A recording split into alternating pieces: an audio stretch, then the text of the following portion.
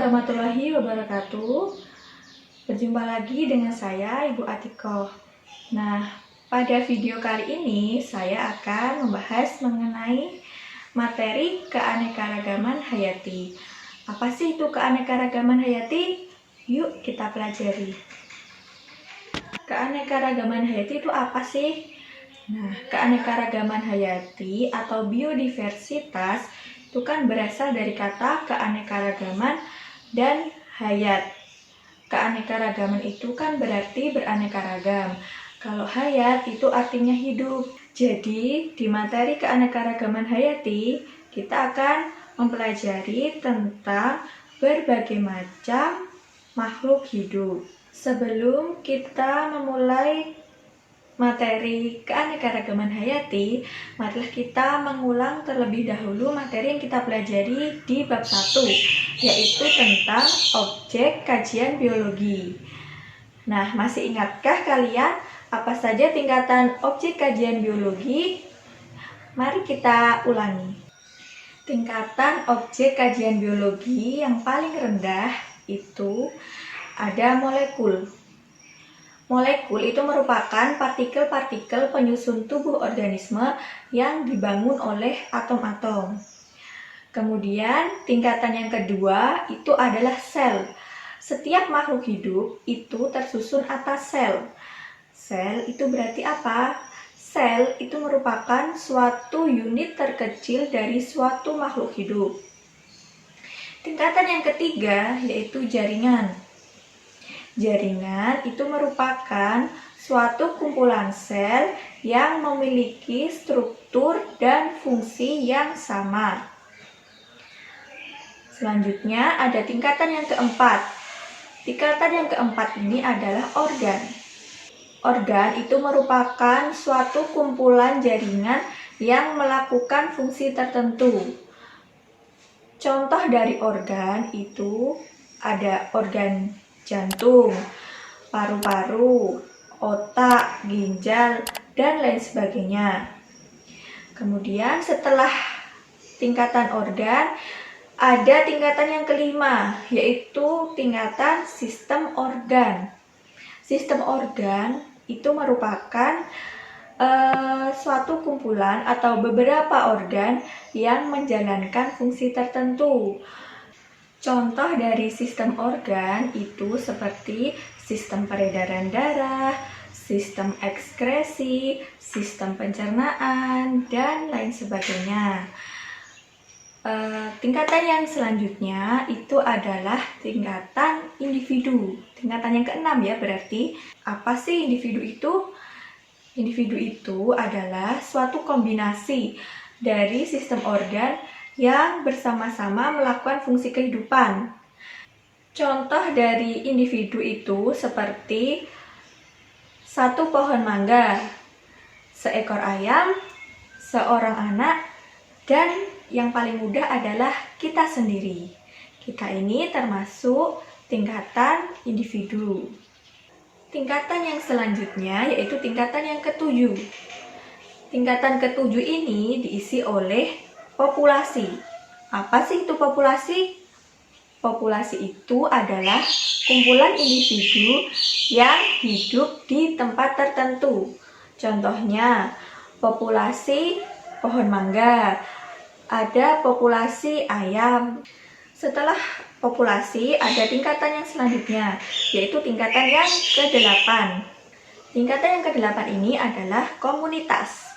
Apa sih komunitas itu? Komunitas itu adalah beberapa populasi yang berkumpul di waktu dan tempat yang sama. Contoh komunitas itu seperti apa sih? Contohnya, ketika ada suatu populasi kambing dan populasi sapi itu berada di satu tempat yang sama.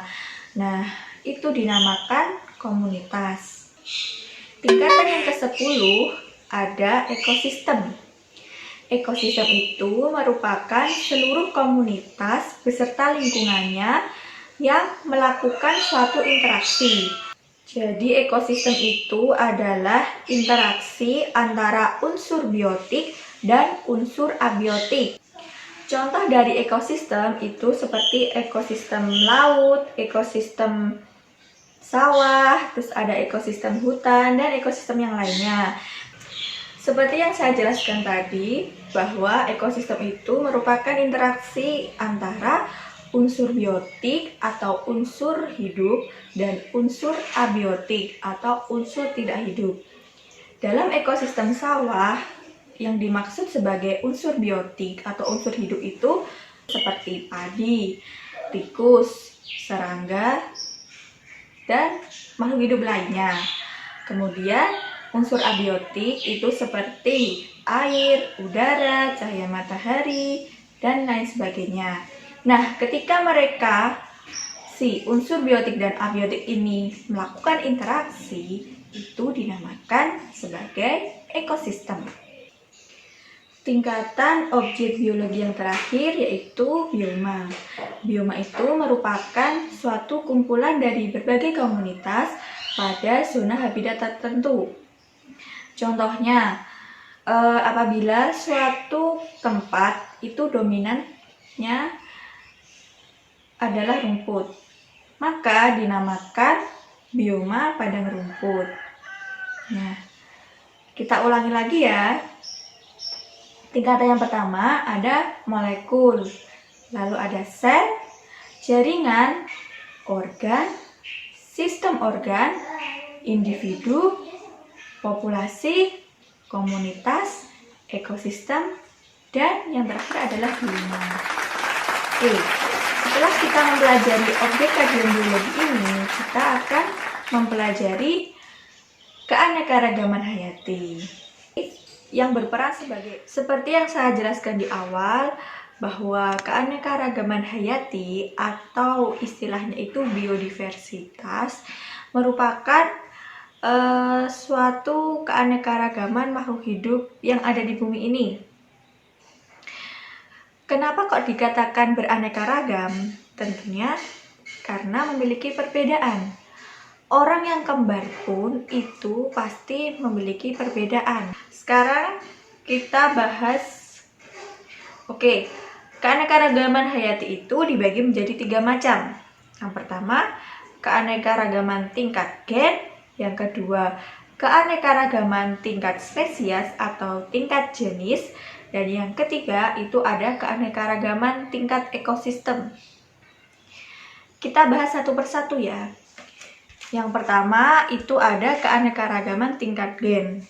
Keanekaragaman tingkat gen itu adalah keanekaragaman atau variasi yang ditemukan pada suatu organisme dalam satu spesies.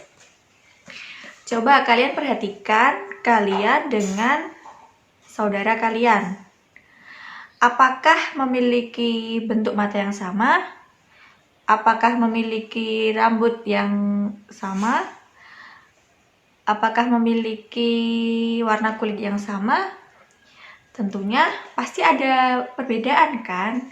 Nah, perbedaan-perbedaan itu merupakan contoh dari keanekaragaman tingkat gen. Selain pada manusia, saya di sini membawa salah satu contoh keanekaragaman tingkat gen. Nah, di sini ini merupakan tumbuhan puring. Di tanaman puring ini sangat terlihat sekali ya perbedaannya. Dalam satu pohon tanaman puring ini, dia antara satu daun dan daun yang lainnya itu memiliki corak yang berbeda, ya kan? Terus warnanya pun itu juga berbeda. Ada yang hijau kekuningan, ada yang merah, hijau campur kuning seperti ini. Nah, dari tumbuhan ini kita tahu bahwa ini merupakan salah satu contoh dari keanekaragaman tingkat gen.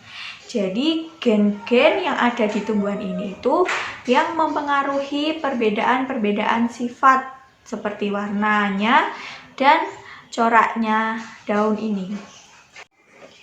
Keanekaragaman yang kedua itu ada keanekaragaman tingkat jenis atau tingkat spesies. Keanekaragaman tingkat spesies itu merupakan keanekaragaman yang ditemukan di spesies yang berbeda.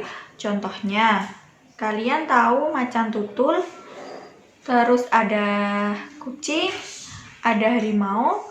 Nah, itu merupakan contoh dari keanekaragaman tingkat jenis atau tingkat spesies. Selanjutnya ada keanekaragaman yang ketiga, yaitu tingkat ekosistem. Keanekaragaman tingkat ekosistem ini dapat diketahui di ekosistem yang berbeda. Kenapa? Karena ekosistem satu dan yang lainnya itu tentunya tersusun dari unsur-unsur abiotik dan biotik yang berbeda. Oleh karena itu dinamakan keanekaragaman ekosistem. Contohnya ekosistem sawah, ekosistem laut, ekosistem hutan, dan ekosistem yang lain. Seperti itu. Bagaimana? Kalian sudah pahamkah mengenai 3 tingkat keanekaragaman hayati yang sudah Ibu jelaskan tadi?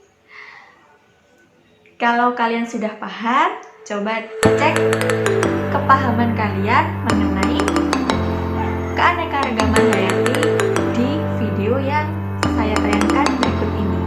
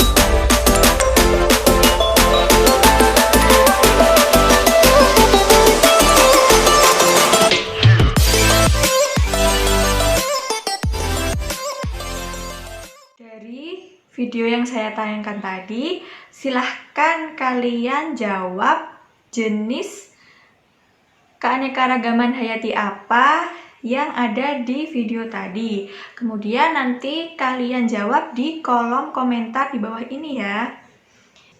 Sekian pembelajaran biologi kali ini. Mohon maaf apabila ada kesalahan. Tetap jaga kesehatan saat di rumah. Sampai jumpa lagi di video selanjutnya. Wassalamualaikum.